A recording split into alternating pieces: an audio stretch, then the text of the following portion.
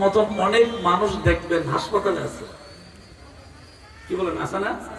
হাসপাতালে হাসপাতালে আছে, হাসপাতালের বেডে মৃত্যুর শয্যায় কাতরাচ্ছে এমন অনেক মানুষ আছে। কি বলেন, আছে না? আছে।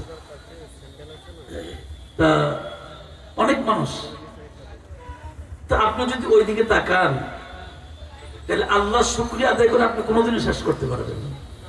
কি বলেন, পারবেন? পারবেন। আজকে বলতে আমি গত রাত্রে কোম্পানিগঞ্জ আমার এক মুরিদের বাসায় ছিলাম।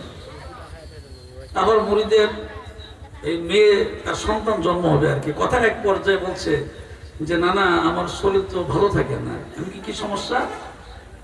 যে রক্ত চলাচলটা মাঝে মধ্যে স্লো হয়ে যায় এবং রক্তের প্রয়োজন হয় বেশি। তা আমি চিন্তা করে দেখলাম যে আল্লাহ, সন্তান জন্ম হবে, সে মা হবে, এই অবস্থাতে যদি তার এই অবস্থা এইরকম শারীরিক অবস্থা হয় তাহলে তো বিপদ। ঠিক না? জোরে কোন বিপদ না? বিপদ। কিছুদিন পর পর নাকি রক্ত দেওয়া লাগে শরীরে। তখন তাৎক্ষণিকভাবে আমি আল্লাহর দরবার শুকরিয়া দেব, আল্লাহ কত ভালো রাখছো আমাকে, কত ভালো রাখছো, চলতে পারি, হাঁটতে পারি, কথা বলতে পারি, ওয়াজ মাহফিল করতে পারি, হ্যাঁ যাই, কত জায়গায় যেতে পারি, কত জায়গায় যাই।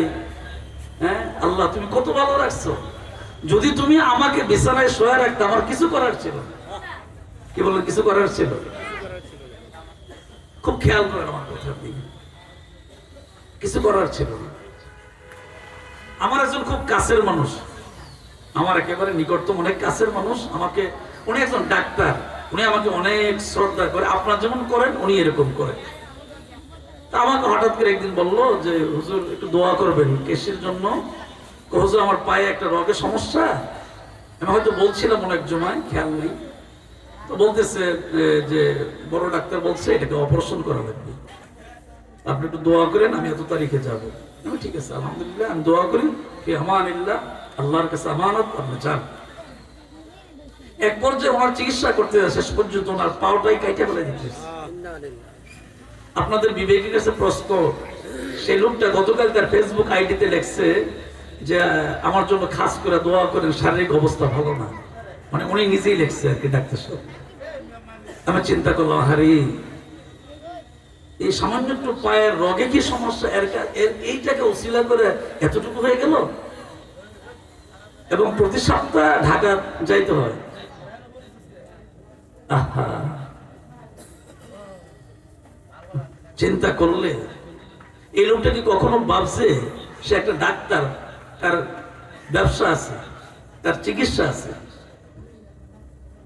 সে কি জানতো যে এই সময় সে বিছানায় শুয়ে পড়বে, প্রতি সপ্তাহে তার ঢাকা যায় আপনার ডাক্তার দেখাইতে হবে? সে কি কল্পনা করছে কোনোদিন? করেনি। আল্লাহ পাক বলেন, লাইন শাকারতুম লাযীযান্নাকুম ওয়া লাইন কাফারতুম ইন্না আযাবি লাশাদীদ।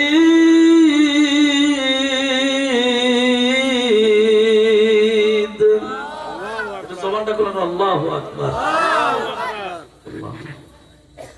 আপনি কোনদিনও শুকরিয়া আদায় করে শেষ করতে পারবেন না, কোনদিন পারবেন না। আমি যেখানে ঈদের নামাজ পড়াই, ওই গ্রামের এক প্রবাসী, অনেক ধনী, সে সৌদি আরবে ব্যবসা করে, অনেক ধনী মানুষ, তার মনোবল, অনেক দান টান করে, অনেক কিছু করে, অনেক দান খয়রাত করে, ভালো ছেলে। হঠাৎ করে দেশের সুবিধা এসে কসবা আসতেছিল বাড়ি থেকে, হালকা একটু মোটর সাইকেল থেকে হালকা অ্যাক্সিডেন্ট, ওই রকম কোনো বড় কিছু না, হালকা একটু পড়ে গেছে। এটাকে উসিলা করে তার পায়ের সমস্যা ভারত চেন্নাই পর্যন্ত চিকিৎসা করা হলো। আজকে প্রায় সম্ভবত 2.5 থেকে 3 বছর হয়ে গেছে, এখনো পুরোপুরি সুস্থ হয় নাই। আপনি একটু গভীরভাবে চিন্তা করে দেখেন, আল্লাহ আমাদের ভালো রাখছে না? এই জন্য কি বলবেন? আলহামদুলিল্লাহ। আরো জোরে কি বলবেন? আলহামদুলিল্লাহ। উনি কষ্ট করতেছেন অনেক, আমারও দেখলে মায়া হয়, আমার দেখলে মায়া হয়, কিন্তু কিছু করার নেই। চতুর্দিকে আপনি চিন্তা করলে আমি অনেক ভালো আছি। কি বলেন, ভালো আছি না? অনেক ভালো আছি। এই জন্য আবারও অন্তর থেকে আল্লাহকে খুশি করার জন্য, আল্লাহকে রাজি করার জন্য আল্লাহ শুকরিয়া আবারও পড়ছি, আলহামদুলিল্লাহ।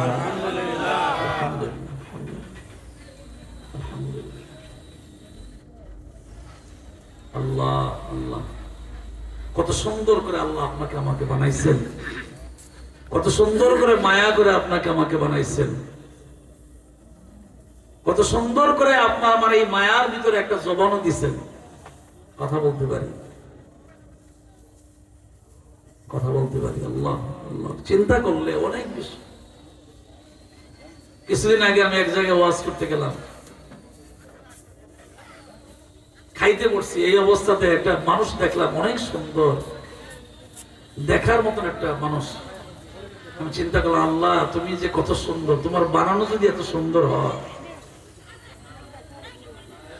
তোমার সৃষ্টি যদি হয় এত সুন্দর, না জানি তুমি আল্লাহ কত সুন্দর, আল্লাহ কত সুন্দর। আল্লাহু আকবার। আমি অনেকক্ষণ তাকিয়ে দিছি খাইতে গিয়ে, আল্লাহ তোমার সৃষ্টি এত সুন্দর, মানুষ এত সুন্দর হতে পারে।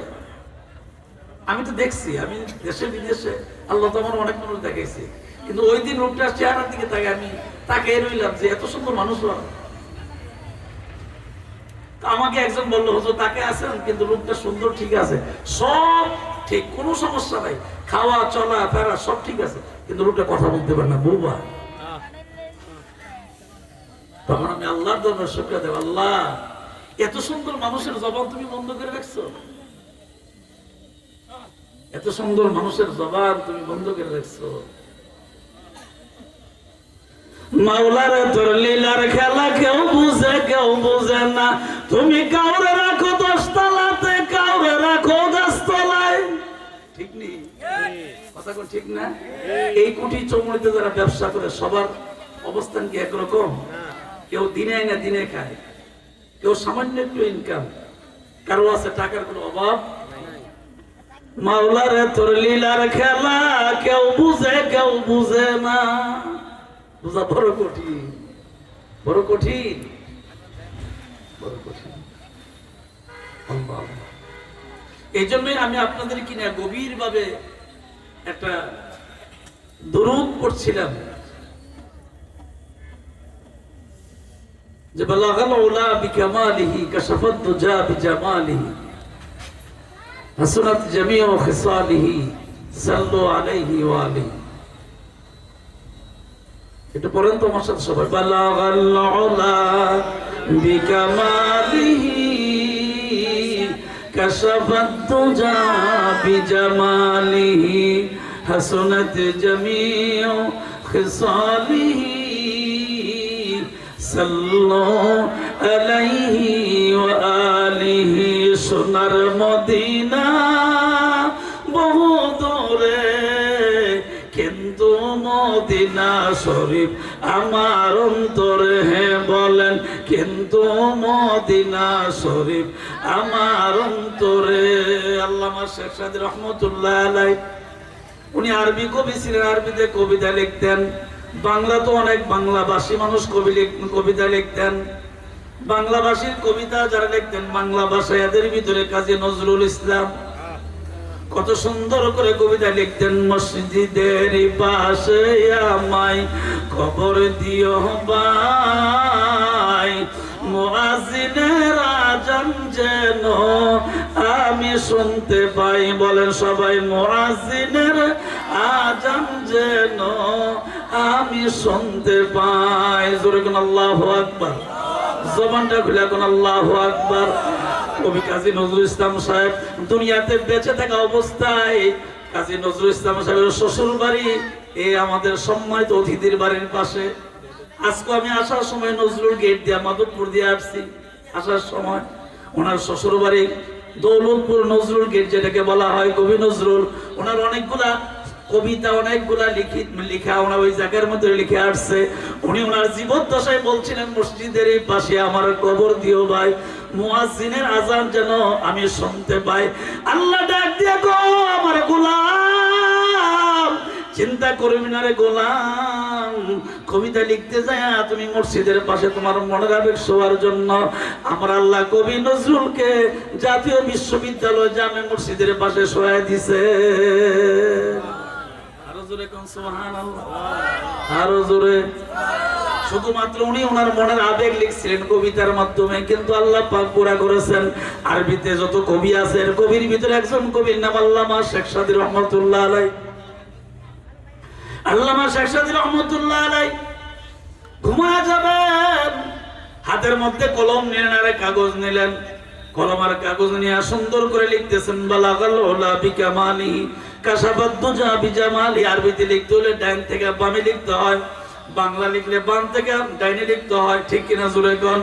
আরবি ডান থেকে বামে, বাংলা ইংরেজি পৃথিবীর সকল ভাষা হলো বাম থেকে ডানে, আর আরবিটা হলো ডাইন থেকে বামে। এই জন্য ইসলাম ডাইনে, বামে কোনো ইসলাম নাই, ঠিক কিনা জোরে কোন? কথা বলেন। বামপন্থী কোন ইসলামপন্থী হতে পারে না, ডাইনে চলবে, ঠিক কিনা জোরে কোন? আল্লাহ নবী ডাক দেয় বলে উম্মতেরা তোমরা শোনো। আল্লামা শেখ সাদী রহমাতুল্লাহ আলাইহি কবিতা লিখতেছেন বালাগাল উলা বিকামালি, 1 নম্বর। 2 নম্বর লাইন কাশাফাত দুজা বিজামালি, 3 নম্বর লাইন হাসনাত জামিউ খিসালি। 3টা লম্বা লাইনটা লেখার পরে উনি চিন্তা করলেন আর কি লেখা যায়, আর কি লেখা যায়। এই চিন্তা ভাবনা গবেষণা করতে করতে করতে করতে এশার নামাজের পরে কবিতা লেখা অবস্থায় গবেষণা চিন্তা ভাবনা করতে করতে হাতের কলমটা আস্তে করে কাগজের উপরে রাইখা মাথাটা বালির সঙ্গে লাগাইয়া আল্লাহ পাকের প্রিয় বান্দা আল্লামা শেখ সাদী রহমাতুল্লাহ আলাইহি বালিশের মধ্যে মাথা লাগায়া ঘুমাই গেছে। কিছুক্ষণ ঘুমানোর পরে ঘন্টা যখন গভীর হয়ে গেছে, এমন সময় মদিনাওয়ালা কামলাওয়ালা নবী হাজির হয়ে গেছে। আরো জোরে পারেনি? আর মদিনাওয়ালা কামলাওয়ালা নবীজি আল্লামা শেখ সাদী রহমাতুল্লাহ আলাইহি বিছানার পাশে বালিশের পাশে এসে হাজির হয়ে গেছে। শেখ সাদী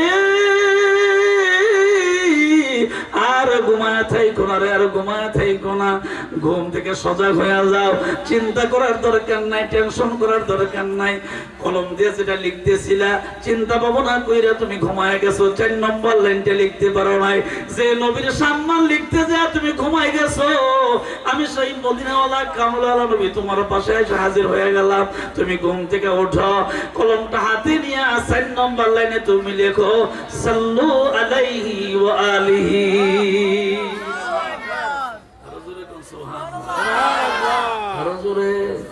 এই জন্য আমার আব্বা মোহাম্মদপুর সৈয়দ আব্দুল মান্নান পীর সাহেব আমার আব্বা যখন ওয়াজ করতেন, এই ওয়াজের ভিতরে এই কথাটা উনি খুব বেশি বেশি বলতেন, ওই মদিনার পথের আমার, ওই মদিনার পথের আধার রাত্রে চলছে নবী আবু বকর সাথে,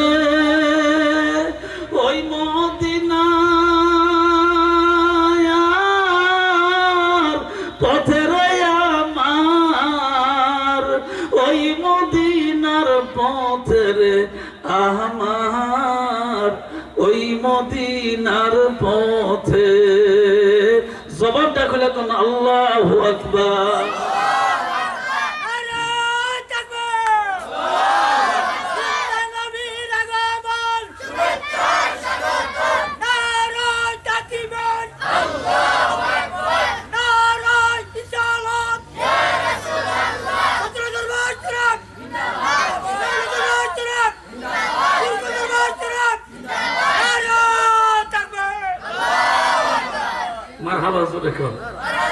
মনের আবেগ, মনের আবেগ না, মনের ভিতরে ভালোবাসা প্রেম আসছে বলে লেছে আর কি।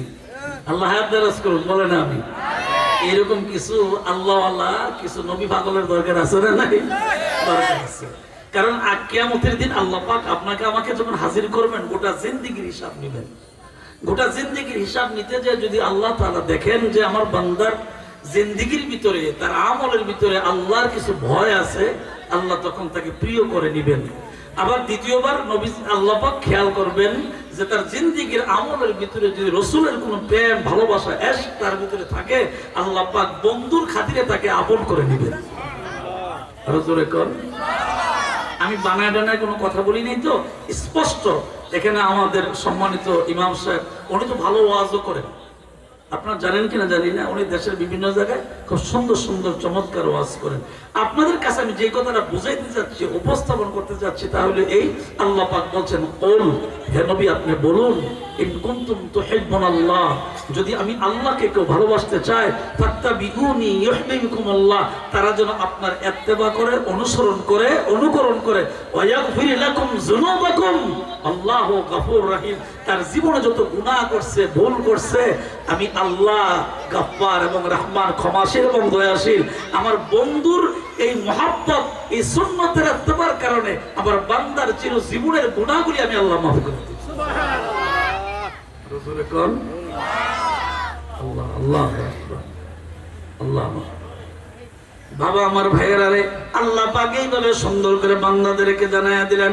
আল্লামা শেখ সাদী রহমাতুল্লাহ আলাইহি ঘুম থেকে ওঠার পরে সুন্দর করে 4 নম্বর লাইনটা যখন লিখলেন, 4 নম্বর লাইনটা লেখার পরে আল্লাহ শ্রেষ্ঠ পয়গম্বর মদিনাওয়ালা কামরওয়ালা নবী ডাক দেখো, আল্লামা শেখ সাদী, শেখ সাদী চিন্তা করো না রে শেখ সাদী, যেহেতু আমি তোমার কাছে আইসেই পড়ছি, তোমাকে যে কত ডাকে দিয়া ফেলছি, শেখ সাদী তুমি মনে রাখো, কিয়ামত পর্যন্ত আমার কোনো উম্মত যদি আমারে দেখে, আমাকে যদি স্বপ্ন যুগে আমাকে দেখে, আমি নবী তোমাদের জন্য ঘোষণা দিলাম, যে উম্মত স্বপ্ন যুগে মদিনাওয়ালা কামলাওয়ালা নবীকে দেখবে, আমি আল্লাহ, আমার আল্লাহ ওই বান্দা এবং বান্দিকে জান্নাতের মেহমান বানায় দিবে।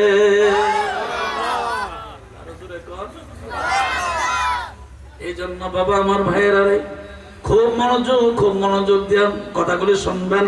আল্লাহ পাক বলেন, ও প্রিয় আমার হাবিব, আপনি আপনার উম্মতদেরকে জানায়া দেন, উম্মতদেরকে আপনি জানায়া দেন, এই উম্মতগুলোকে দুনিয়াতে আমি আল্লাহ পাক পাঠাইলাম। উম্মতদেরকে পাঠানোর পেছনে অবশ্য একটা রহস্য আছে। এই যে মাদ্রাসাতে ছাত্রগুলি লেখাপড়া করে, তাদের তো একটা উদ্দেশ্য আছে, কি বলেন, আছে না? আমরা যে অনেকে, আমি তো অনেক সবারই চিনি মোটামুটি, অনেকে কিন্তু দূর থেকে ওই মাহফিলে আসছে। যারা দূর থেকে আসছে, আমরা নিকট থেকে, কাছ থেকে যারা আসছি, আমাদের একটা উদ্দেশ্য আছে না, এর পেছনে একটা উদ্দেশ্য আছে। আল্লাহ ডাক দেখো, পয়গম্বর আপনার উম্মতদেরকে জানায়া দেন, আমি আল্লাহ যে তাদেরকে বানাইছি, তাদের তো অবশ্যই পেছনে একটা উদ্দেশ্য আছে, আমার তো একটা উদ্দেশ্য আছে। ফেরেশতারা নিষেধ করেছিল বানানোর জন্য, কিন্তু আমি আল্লাহ তো বলছি বানাবো। আরো জোরে। ফেরেশতারা নিষেধ করছিলেন যে আল্লাহ কেন মানুষ বানাইবেন, এরা ঝগড়া করে, ফাসাদ করে, এরা মারামারি করবে, এরা অনেক সমস্যা ঘটাবে, এদেরকে আপনি কেন বানাবেন?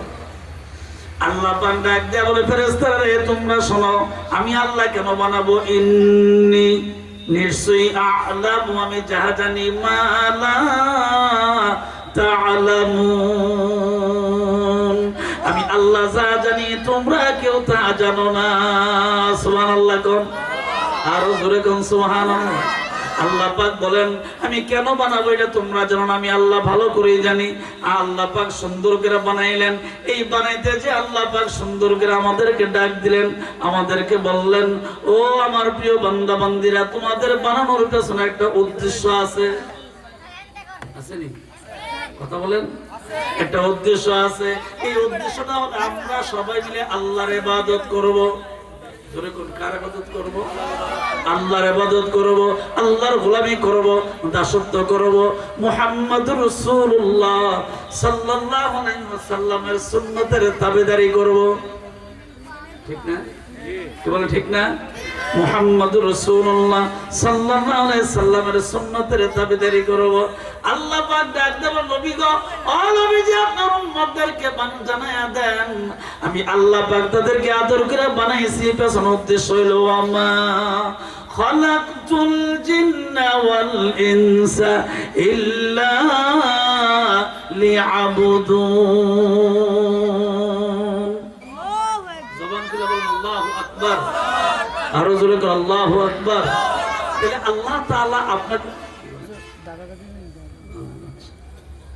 আল্লাহ তাআলা এই যে আপনাকে আমাকে বানাইলেন, এই যে সুন্দর করে বানাইলেন, এর আয়াতের ভিতরে আল্লাহ পাক দুই শ্রেণীর কথা বলেছেন, একটা হলো মানব মানুষ, আর একটা হলো জিন।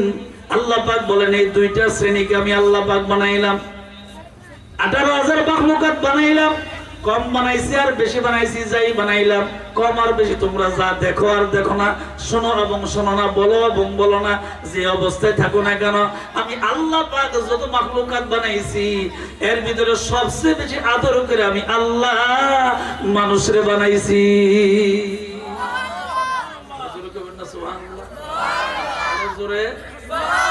কারে বানাইছেন? মানুষকে বানাইছেন। জোরে কোন কারে বানাইছেন? মানুষকে আল্লাহ আদর করে বানাইছেন। আমি বলি নাই। আল্লাহ পাক সূরাতুল দাহরের ভিতরে সুন্দর করে বলছেন, আমার জবানের কোনো কথা নয়, কোরআনে কারিমে আল্লাহ পাক সুন্দর করে বলছেন, ও আমার বান্দা বান্দিরা, আমি আল্লাহ কিন্তু তোমাদেরকে খুব সুন্দর করে মায়া করে বানাইছি। উদ্দেশ্য একটাই, তোমরা আমার ইবাদত করবে, আমার দাসত্ব করবে, আমার গোলামি করবে। ইয়্যাকা না'বুদু ওয়া ইয়্যাকা নাস্তাঈন। জোরে বলুন আল্লাহু আকবার। আর জোরে বল, আমি আল্লাহ কিন্তু এই উদ্দেশ্যে তোমাদেরকে বানাই না তুমি আমার ইবাদত করবে। যা কিছু চাওয়ার আমি আল্লাহর কাছে তুমি চাইবে। যদি এই রকম ভাবে তুমি ইবাদত করতে পারো, আমি আল্লাহ ইবাদত করনেওয়ালা বান্দা এবং বান্দীদের ব্যাপারে এই ঘোষণা দিয়েছি। সুবহানাল্লাহ। আমি এই ঘোষণা দিলাম, আমি ঘোষণা দিলাম, যদি তুমি আমার খাস বান্দা এবং বান্দী হইতে পারো, আমি আল্লাহ পাক তোমাদের ব্যাপারে ঘোষণা দিলাম, ফাদখুলি ফি ইবাদিহি ওয়াদখুলি জান্নাতি। আল্লাহু আকবার। সবাই হাতে দিয়ে আল্লাহ আল্লাহ আল্লাহ হাত দারাজ করুন। বলে না, আমি ছোট মানুষ, শিশু মানুষ, আল্লাহ পাক হায়াত দারাজ করুন। বলে না আমিন।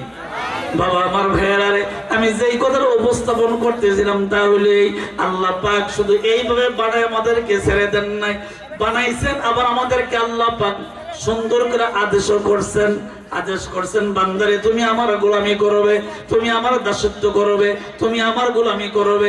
আল্লাহ পাক শুধু তাই বলেন নাই, আল্লাহ পাক ডাক দেবেন, পয়গম্বর মদিনার নবী, আপনার দায়িত্ব হলো আপনি প্রত্যেকটা মানুষদেরকে, প্রত্যেকটা ইনসানকে, মক্কার মানুষদেরকে আপনি সুন্দর করে করে এক আল্লাহর দাওয়াত দিবেন। আল্লাহ কয়জন?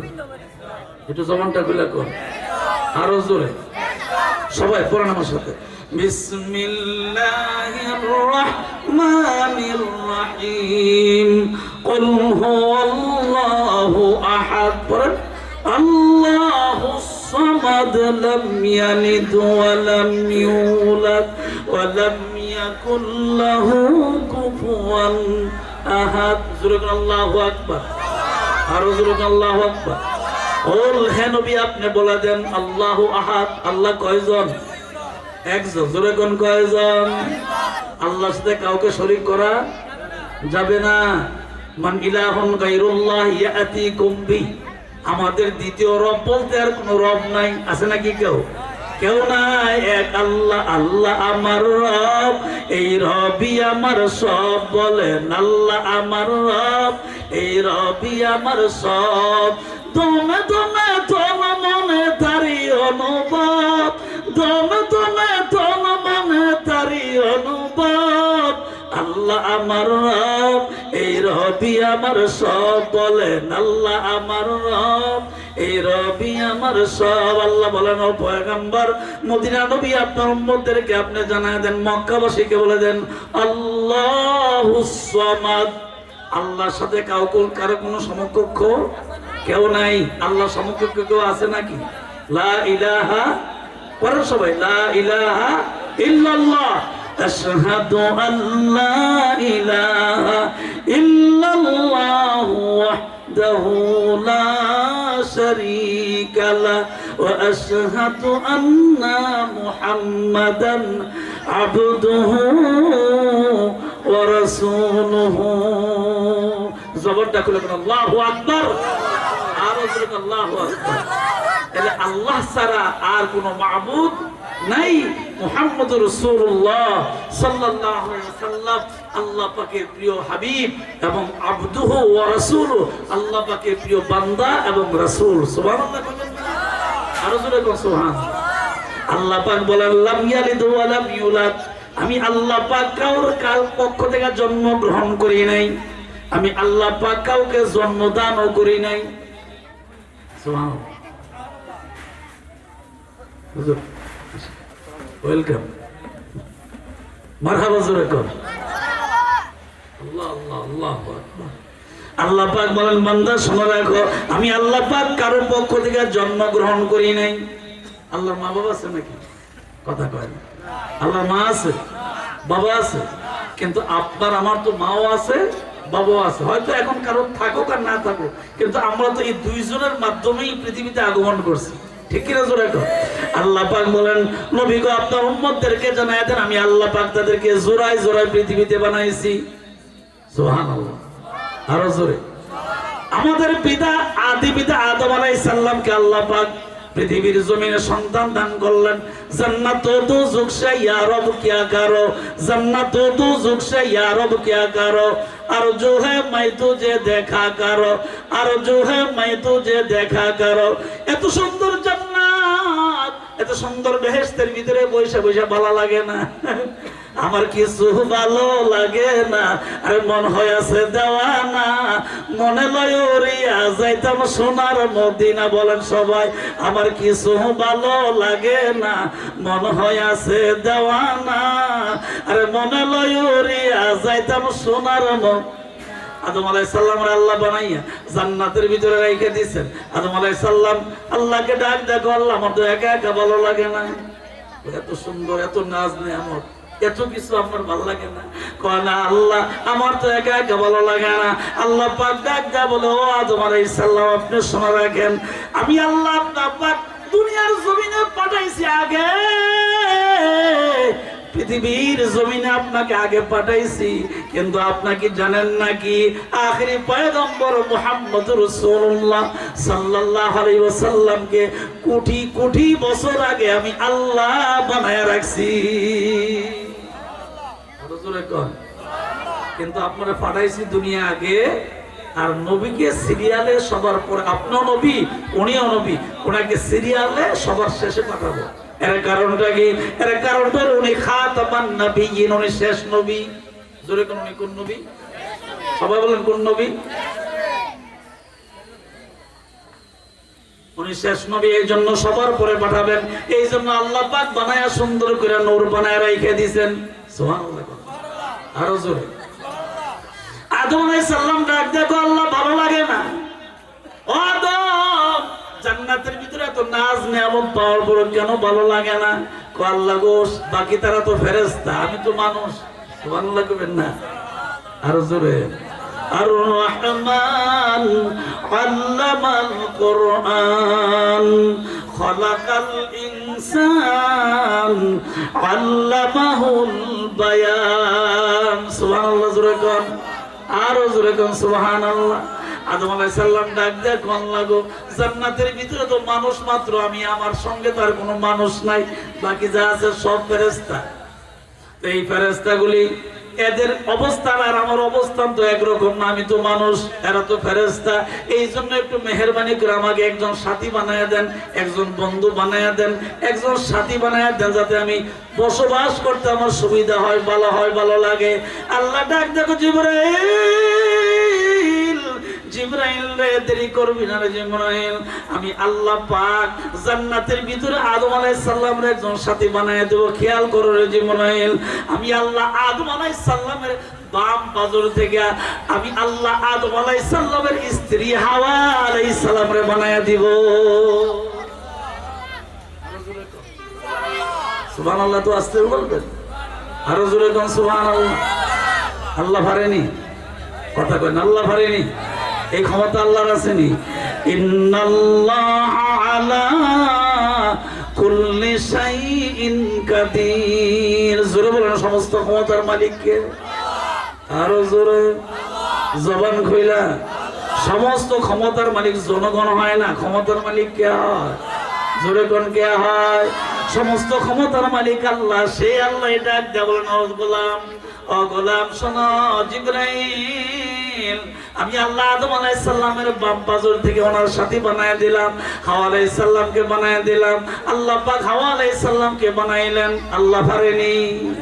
ইন্নামা আমরুহু ইযা আরাদা শাইআন আন ইয়াকুলা লাহু কুন ফায়াকুন।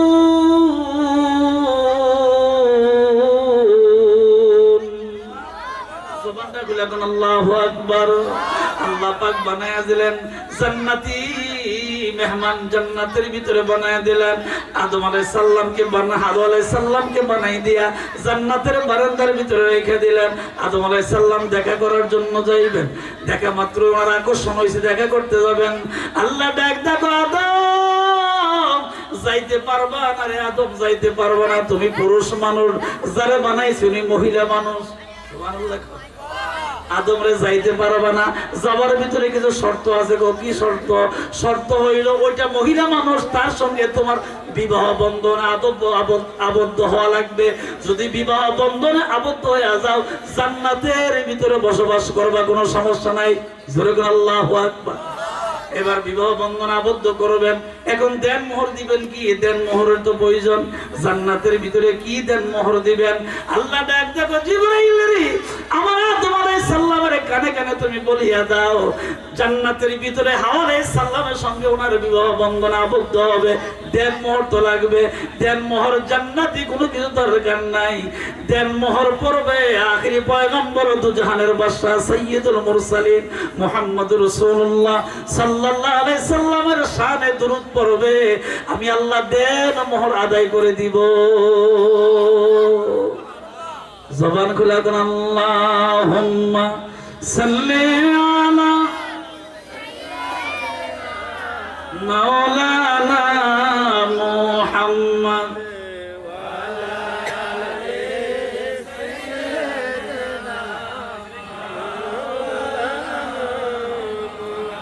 জবান খুলে দেন আল্লাহু আকবার।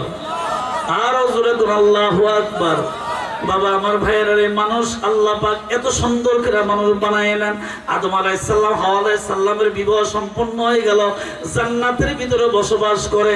আল্লাহ পাক ইঙ্গিত করলেন, ডাক দিলেন। কি ইঙ্গিত করলেন? আল্লাহ পাক সুন্দর করে আদম আলাইহিস সালাম হাওয়া আলাইহিস সালামকে বলে দিলেন, জান্নাতের ভিতরে যত নিয়ামত আছে সব খাইবা, কোনো সমস্যা নাই।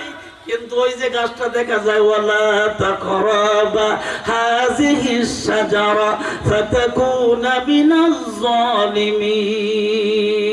সাবধান আদম, ওই গাছটার ধারে কাছে তুমি যাও না রে আদম। যদি যাও ফাতাকুনা মিনাজ জালিমিন, তুমি কিন্তু ধ্বংস হয়ে যাবে, জান্নাত থেকে বের হওয়া লাগবে, জান্নাতে থাকা যাবে না। ঘটনা অনেক বড় লম্বা, আমি লম্বা ঘটনা বলবো না, সংক্ষিপ্ত বলি। যেহেতু আমার ওয়াজটাই ছিল আল্লাহ এত আদর করে বানাইছেন, কারলা গিয়া কান্দ তুমি, কারলা গিয়া হাসো, ও মন কারলা গিয়া কান্দ তুমি, কারলা গিয়া হাসো। আরে যিনি তোমায় করলো সৃজন তারে ভালোবাসো, আরে যিনি তোমায় করলো সৃজন তারে ভালোবাসো।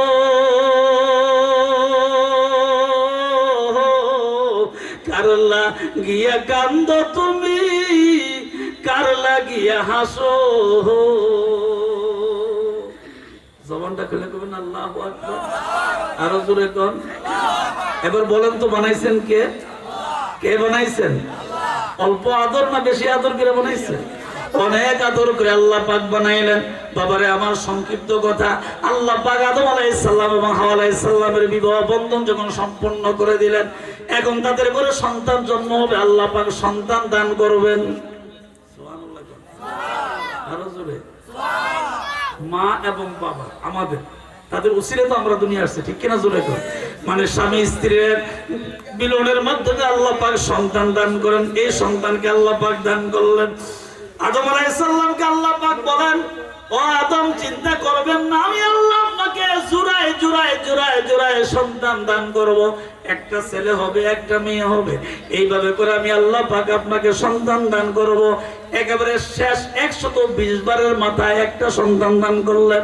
আল্লাহ পাক সুন্দর করে ডাক দিয়ে বলেন, আদম নবী গো, আপনার স্ত্রী হাওয়া আলাইহিস সালাম, যার নাম হাওয়া, এই হাওয়া আলাইহিস সালাম, হাওয়াকে আমি আল্লাহ পাক একবার দুইবার না 120 বার আমি আল্লাহ তাকে গর্ভ ধারণ করাবো, হামেলা করাবো। সুবহানাল্লাহ। তো কয়বার?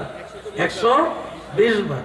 119 বার পর্যন্ত একটা ছেলে একটা মেয়ে জোড়ায় জোড়ায় জন্মগ্রহণ করবে। 120 নম্বরে গিয়ে শুধুমাত্র একটা সন্তান জন্মগ্রহণ করবে। এই জন্য আল্লাহ পাক বেজোর রাখছেন। আল্লাহকে আমি নিজে তো বেজোর বানাইছি, বেজোর। তাইলে 120 বার সন্তান জন্মগ্রহণ করেছে আমাদের আম্মা হাওয়া আলাইহিস সালাম গর্ভের ভিতরে। 119 বার পর্যন্ত জোড়ায় জোড়ায়, শেষবার একটা, মোট সন্তান হলো 239 জন। সুবহানাল্লাহ। মোট সন্তান কয়জন? 239 জন। 239 জন সন্তান আল্লাহ পাক আমাদের আব্বা আদম আলাইহিস আদি পিতা আদম আলাইহিস সালামকে আল্লাহ পাক দান করলেন। ওই সময় আল্লাহ পাক সুন্দর করে জানায়া দিলেন, জিবরাইল, আমি আল্লাহ পাক সন্তান দান করার পেছনে, মানুষ বানানোর পেছনে একটাই উদ্দেশ্য, ওয়া মা খালাকতুল জিন্না ওয়াল ইনসা ইল্লা লিআবুদুন। জোরে কোন আল্লাহু আকবার। আর জোরে সালাতু সালাম গয়া আমার দরুদ সালাম গয়া আমার কয় নবী মুস্তাফা, তোমরা যদি এটা জবানটা খুলে বলেন, সালাতু সালাম গয়া আমার দরুদ, আরে তোমরা সালাতু সালাম গয়া আমার দরুদ সালাম গয়া আমার কয় নবী মুস্তাফা, তোমরা যদি। আরে আমার আব্বা দরদ নিয়ে এই গজলটা বলতেন, আরে মদিনার ওই পাগল মাটি আমি সুরমা বলে চোখে মাখিও, আরে যে দেখাছে দুই নয়নে, যে দেখাছে আরে দুই নয়নে, অন্ধ নয়ন থাকবে না তোমরা যদি যাও রে মদিনা। বলেন সবাই, সালাতু সালাম গয়া আমার দরুদ সালাম গয়া আমার কয় নবী মুস্তাফা, তোমরা যদি। দুঃখজনক হলো কথা সত্য, কিন্তু এখন আমাদের দেশে, আমি কারো গীবত করি এটা আমার অভ্যাস নাইও, কারো গীবত করা, কারো বিপক্ষে কথা বলা এটা আমার বলার অভ্যাস নাই, কিন্তু দুঃখের সহিত সত্য কথা বলতে হয়। আমাদের দেশে এখন ওয়াজের ভিতরে গান রে গজল বানায়, গান রে গজল বানায়, আবার হিন্দি গানও কয়, বড় বড় মুফাসসিরে কোরআন, হ্যাঁ, ইংরেজিতে গান কয়, হিন্দি গান কয়, গানের আবার গজল বানায়। আরে আর আগেকার আলেম কত সুন্দর করে দরদ মাগা কণ্ঠে বলতেন, আরে মদিনার ওই পাগল মাটি আমি সুরমা বলে চোখে মাখিও, আরে যে দেখাছে দুই নয়নে, যে দেখাছে আরে দুই নয়নে, অন্ধ নয়ন থাকবে না তোমরা যদি। একটু জবানটা খুলে সবাই বলেন, সালাতু সালাম গয়া আমার দরুদ কয় নবী মুস্তাফা, তোমরা যদি। দেখেন, আপনি খুঁজে দেখেন, এই এটার ভিতরে কোনো গানও নাই, ইংরেজিও নাই, কোনো হিন্দি গানও নাই, কি সুন্দর দরদ মাখা। আমার আল্লাহ যদি আরে দিত পাখা, আমি উইরা যায়া করতাম দেখাও, আরে নিবাইতাম মনের জ্বালা, নিবাইতাম আরে মনের জ্বালা, পুরাইতাম বাসনা তোমরা যদি। জবানটা খুলে বলেন, সালাতু সালাম গয়া,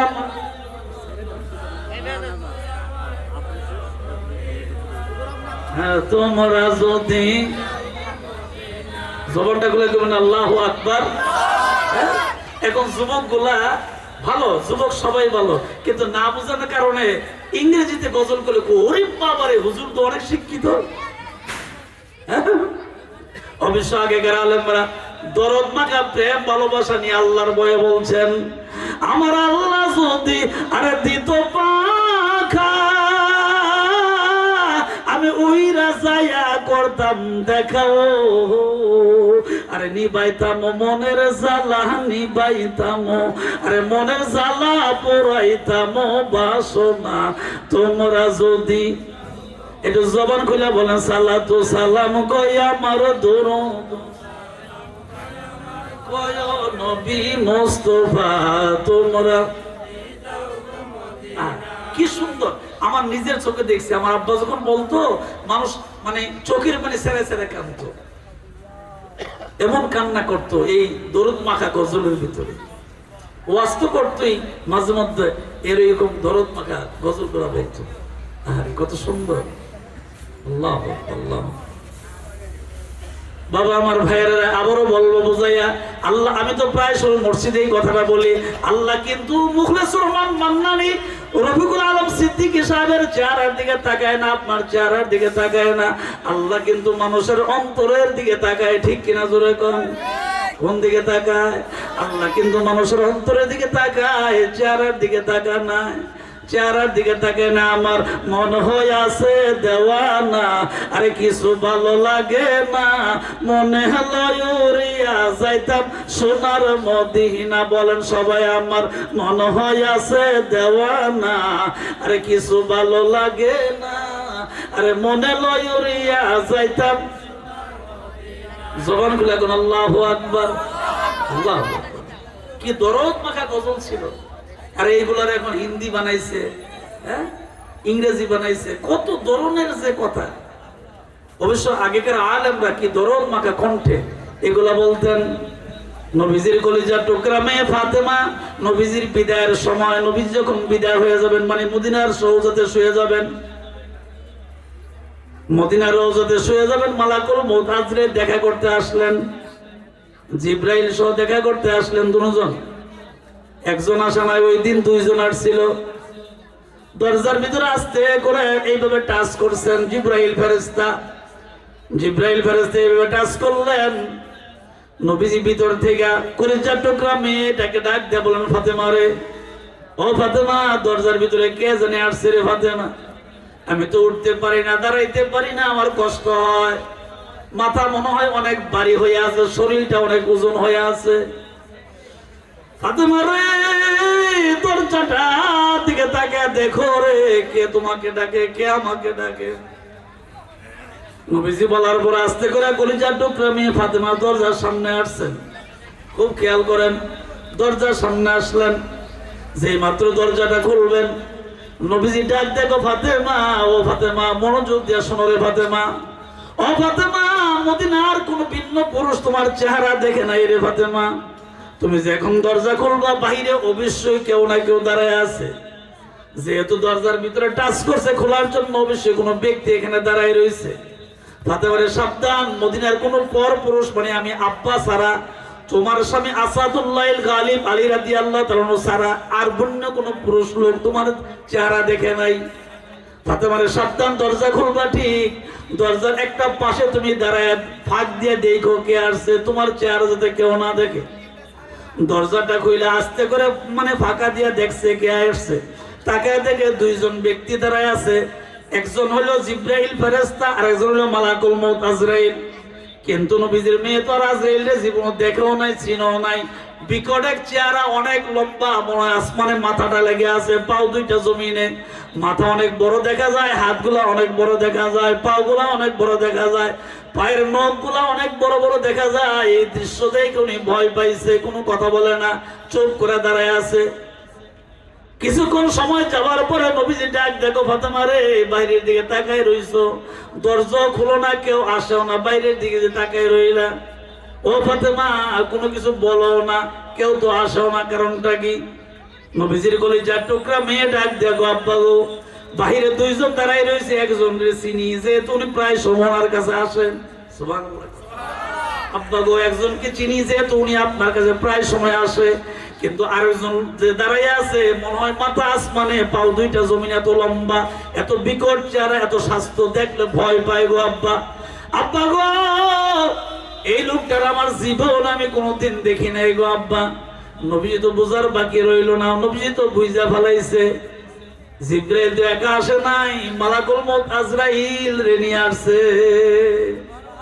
এই জন্য আমার আব্বা সৈয়দ আব্দুল মান্নান পীর সাহেব ওয়াজের মধ্যে প্রায় সময় কথাটা বলতেন, আজরাইল আসিলে কারো আরে কফিয়ত চলবে না, আরে মরণেরই কথা মানুষ, আরে মরণেরই কথা মানুষ কেন স্মরণ করো না,